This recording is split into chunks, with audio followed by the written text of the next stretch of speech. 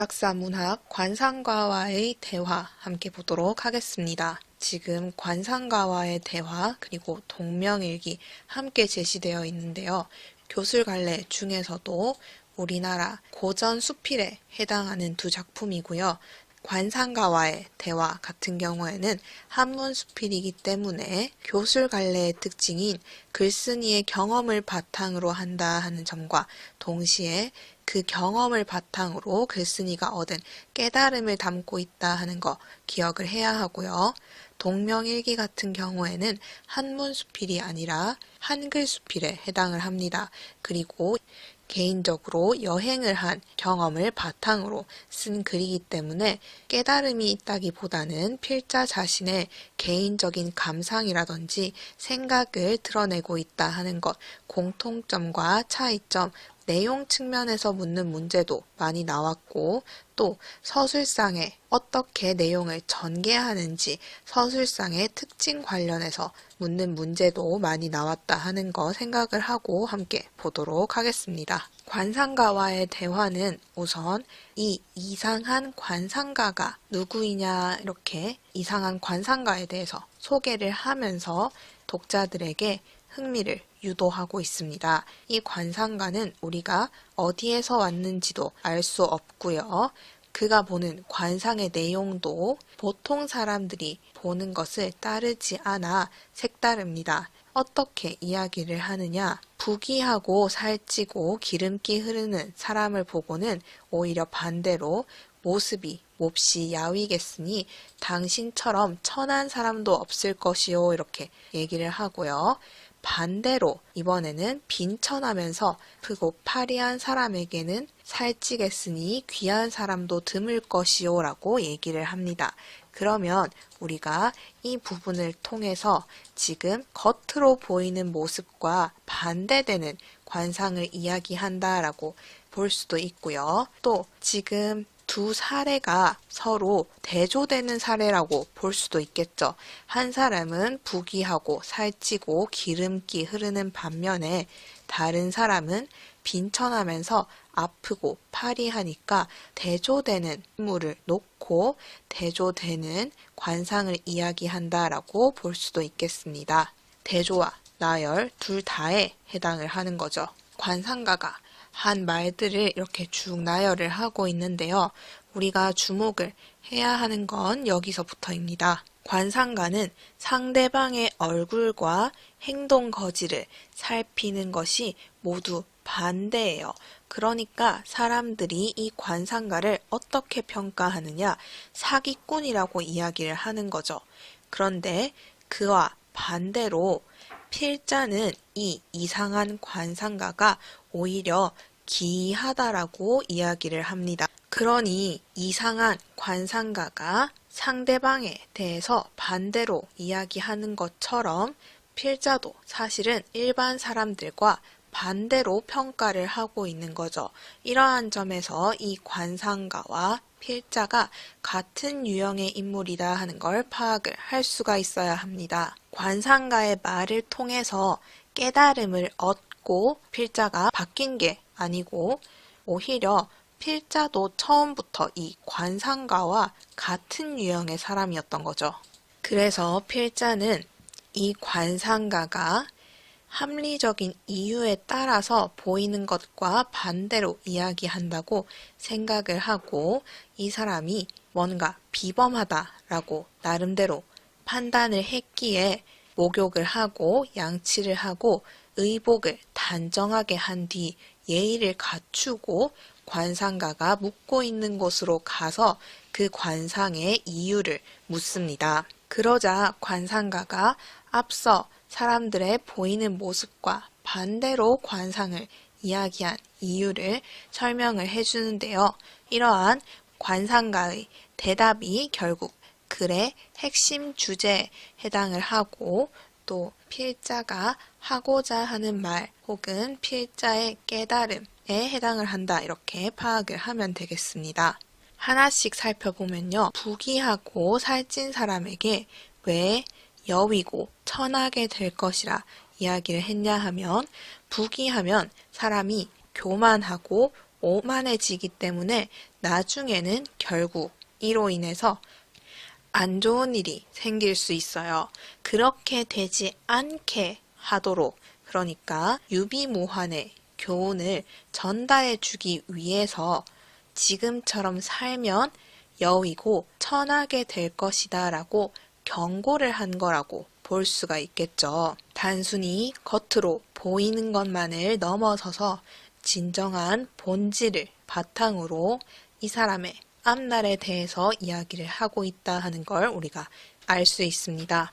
반대로 빈천한 사람에게는 오히려 빈천하기 때문에 항상 뜻을 낮추고 겸손하고 두려워하여 반성하기 때문에 이후에는 이러한 반성을 바탕으로 좋은 일이 생길 것이다 라고 이야기를 한 거예요. 그래서 살찌고 귀하게 될 것이라고 이야기를 한 거죠.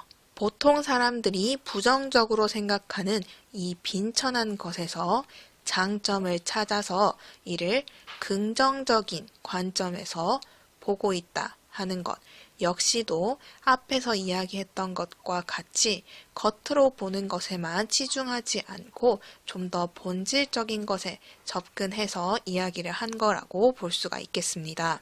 그리고 장님에게 눈이 밝다 라고 이야기한 것은 오히려 눈이 보이지 않기 때문에 사람을 홀리는, 사람을 의혹되게 하고 왜곡되게 하는 이 각종 욕망에서 벗어나 단박하고 탐내지도 않고 만지지도 않아 몸에서 치욕을 멀리하는 이러한 현명한 능력이 있다라고 본 겁니다.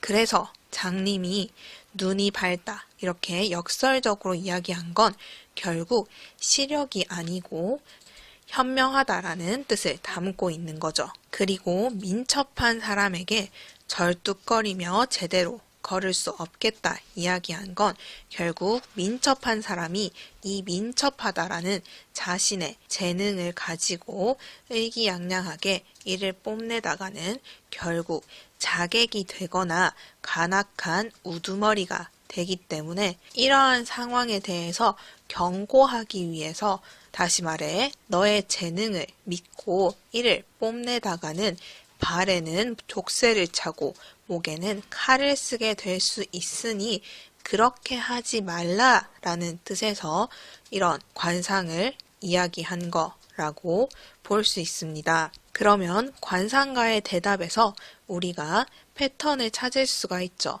관상가는 사람들이 좋게 생각하는 것에서는 오히려 단점을 찾아서 무조건 좋은 게 아니야. 네가 지금 상황이 좋더라도 나중에는 어떻게 될지 몰라. 조심해. 이렇게 경고를 하고 있고요.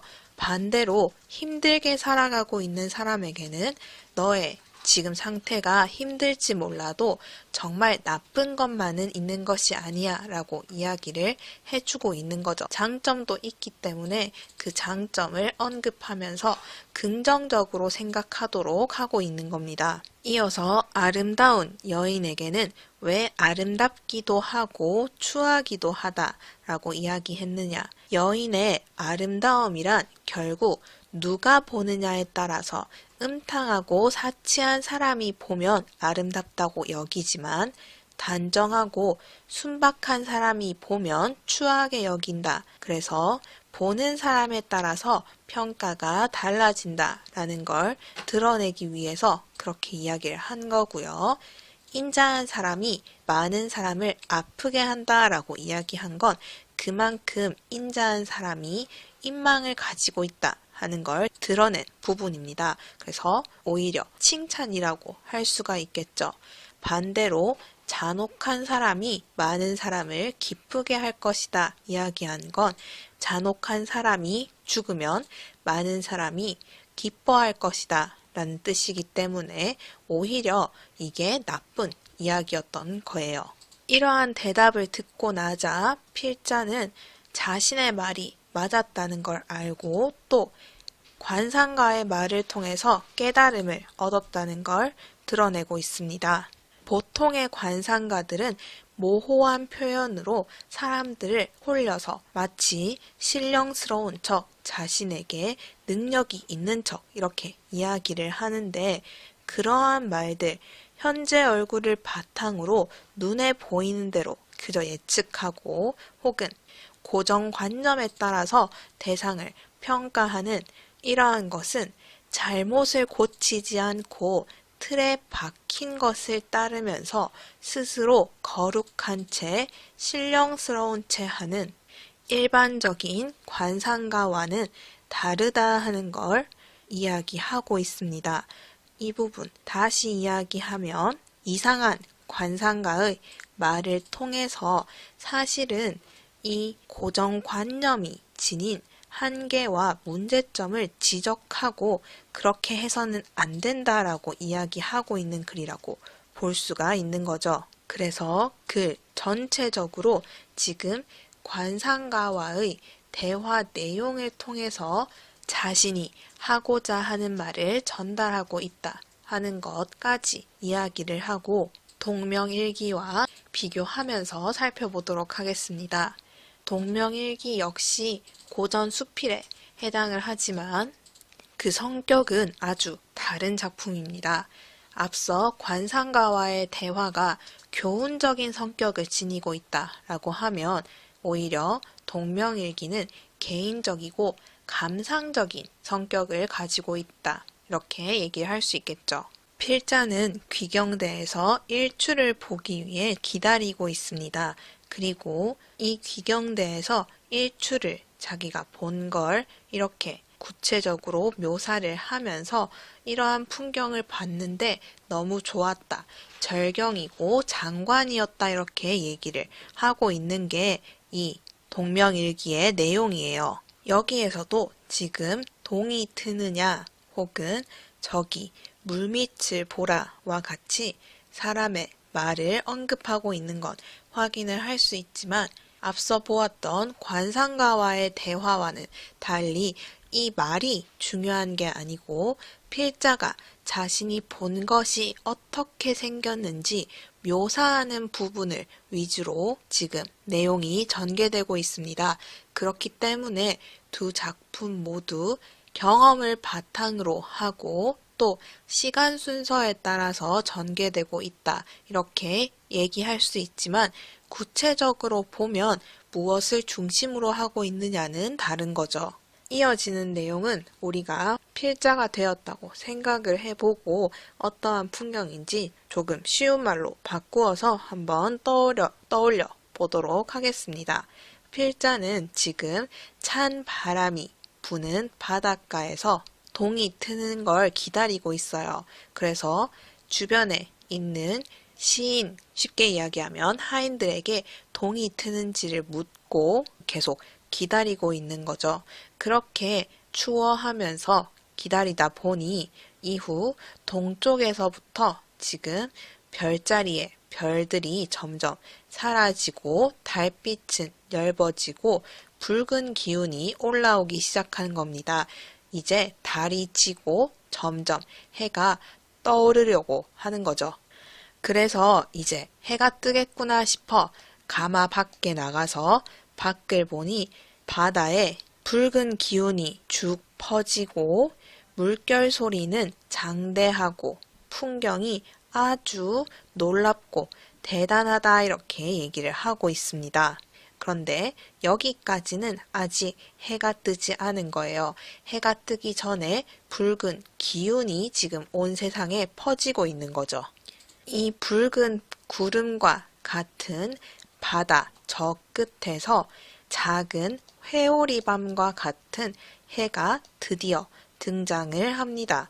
그러면 여기 회오리밤이 바로 해를 뜻하는 거구나 하는 거 파악을 할 수가 있어야 하고요. 이 작은 회오리밤 같던 해가 점점점 떠오르면서 큰 쟁반같이 보이다가 나중에는 하늘에 뜬 수레바퀴와 같다라고 이렇게 비유적인 표현 활용하는 것 우리가 확인을 할 수 있습니다.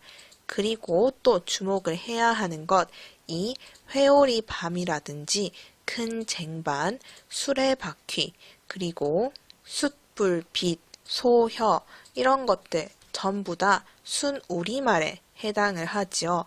그렇게 순수한 우리말을 많이 사용하여서 해가 뜨는 모습을 아주 아름다우면서도 사실적으로 묘사하고 있다 하는 것, 이 작품의 큰 특징이라고 볼 수가 있겠습니다.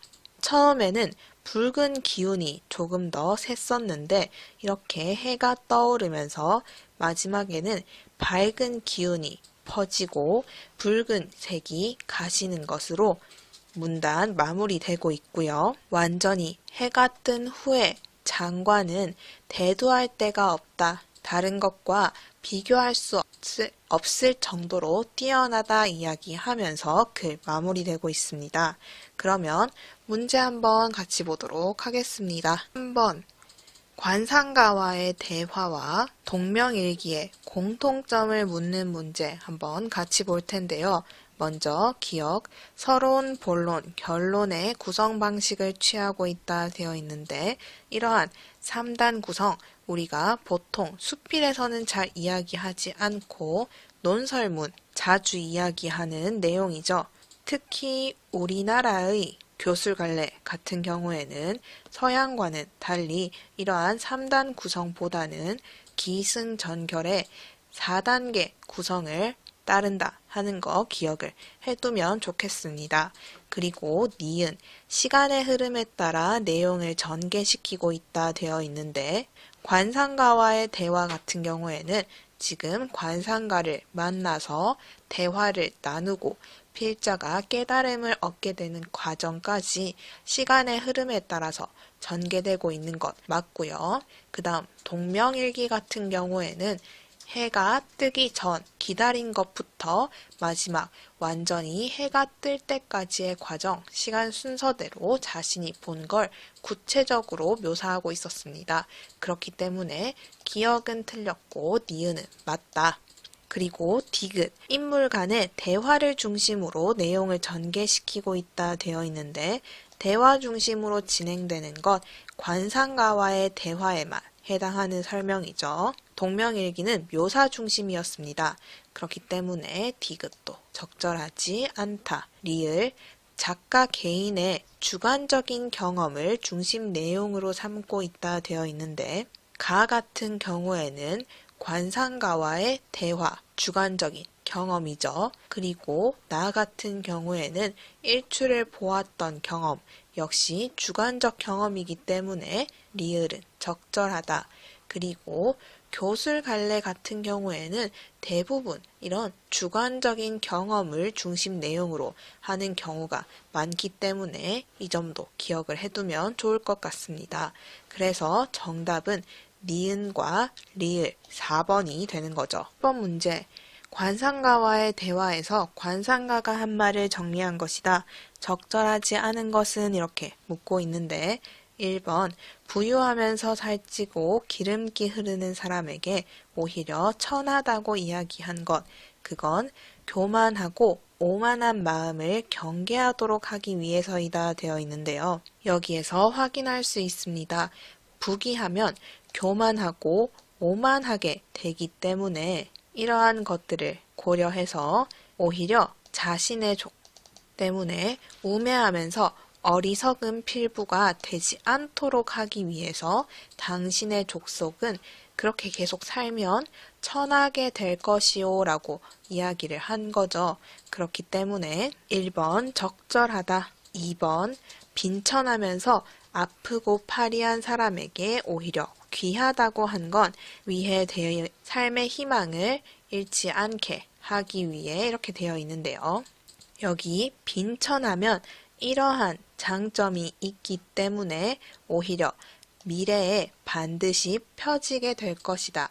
긍정적인 미래가 올 것이다. 이렇게 희망적으로 이야기하는 것 확인을 할 수가 있습니다. 그렇기 때문에 2번도 적절하다. 그 다음 3번 장님에게 눈이 밝다고 한 건 신체적인 결함이 아니라 현명함을 지녔음을 알게 하기 위해 이렇게 되어 있는데요. 사람이 눈으로 진기하고 좋은 물건을 보면 의혹되게 하고 왜곡되게 돼서 치욕을 당하게 되는데 오히려 보이지 않는 장님은 단박하여 탐내지도 않고 만지지도 않아서 치욕을 멀리한다. 그래서 현명하다는 의미에서 눈이 밝다라고 이야기한 것 우리가 확인을 할 수 있습니다. 장님이 눈이 앞이 보이지 않는 것을 신체적인 결함으로 보지 않고 오히려 덕분에 현명함을 갖게 되었다 이야기를 하고 있는 거죠. 그렇기 때문에 3번도 적절하다. 그 다음 4번 민첩하여서 잘 달리는 자에게 제대로 걸을 수도 없겠다라고 이야기한 것은 이 민첩한 재주를 믿고 마음대로 행동하지 않게 하기 위해서이다 이렇게 되어 있는데요. 여기 민첩하여 용기를 숭상하고 용기가 있으면 결국 어떻게 된다. 이 재능 때문에 자객이 되거나 간악한 우두머리가 되어서 마지막에는 족쇄를 차고 칼을 쓰게 될 것이다 경고를 하고 있습니다. 자신의 재능을 너무 뽐내지 마라 이렇게 이야기를 하고 있는 거죠. 그렇기 때문에 4번까지도 적절하다.